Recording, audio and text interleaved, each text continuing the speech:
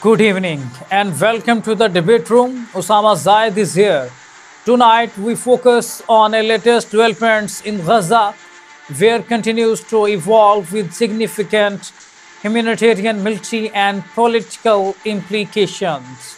In recent days, Gaza has witnessed a surge in violence on April 9 and Israel strike targeted residential building in the Shuja'iyya neighborhood of Gaza City, resulting in the deaths of at least 29 Palestinians, including children.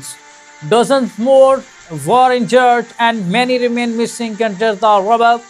The Israeli military stated that the strike aimed at a senior Hamas operative, though specific details were not provided. The airstrike is part of a broader offensive initiated by Israel and 4 April, known as the Shuja'iyya offensive. The operation's stated goal is disseminate Hamas military infrastructure in the area. However, offensive has led to significant civilian casualties and displacement.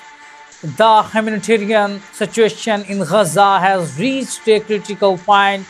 The United Nations Human Rights Office has expressed deep concern over Israeli actions, warning that they pose a severe threat to the existence of Palestinians in Gaza.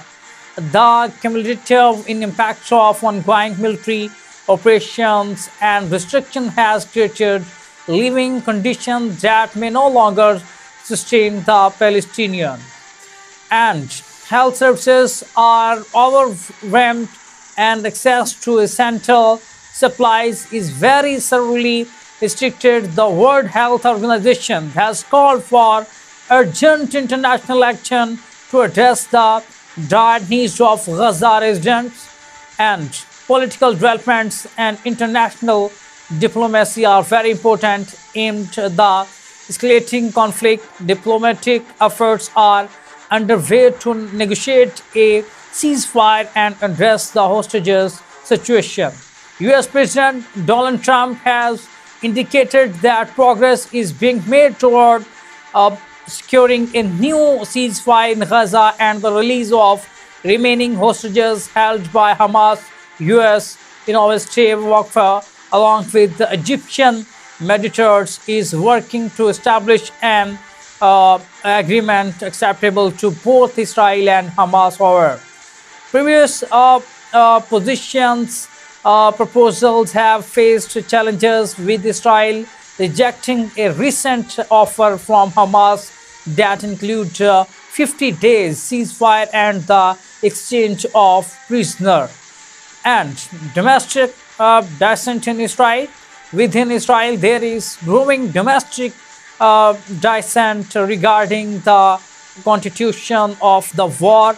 Nearly 1,000 Israeli military veterans, including former Air Force leaders, have publicly urged the government to prioritize the release of hostages, even if it means ending the ongoing conflict against Hamas. This latter criticized the war as serving political rather than security interests, and warns of further casualties and erosion of military rewards.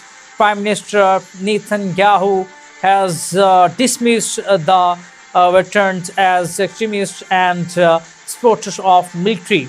A decision to bar signatories from reserve duty, and international protests and reactions are very important on this point. Internationally, protests against the war have intensified in London. Greenpeace activists, and including the head of Greenpeace UK, Will McCall, were arrested after pouring 80 gallons of blood red dye into a pond at the US Embassy. The demonstration aimed to highlight the United Nations role in supplying weapons to Israel, which are used in actions causing widespread civilian casualties in Gaza. Greenpeace is demanding that both the US and UK governments implement a full arms embargo on Israel and condition the situation in Gaza remains deeply concerning with escalating military actions, worsening humanitarian crisis, complex political dynamics, and increasing international outcry. The coming days will be crucial in the determining whether diplomatic efforts can bring about a cessation of hostilization and address the urgent need of the Palestinian population. Developments in Gaza conflict war is very dangerous now, and Israel strike and Israeli planes are bombing again on Gaza. It's very critical situation.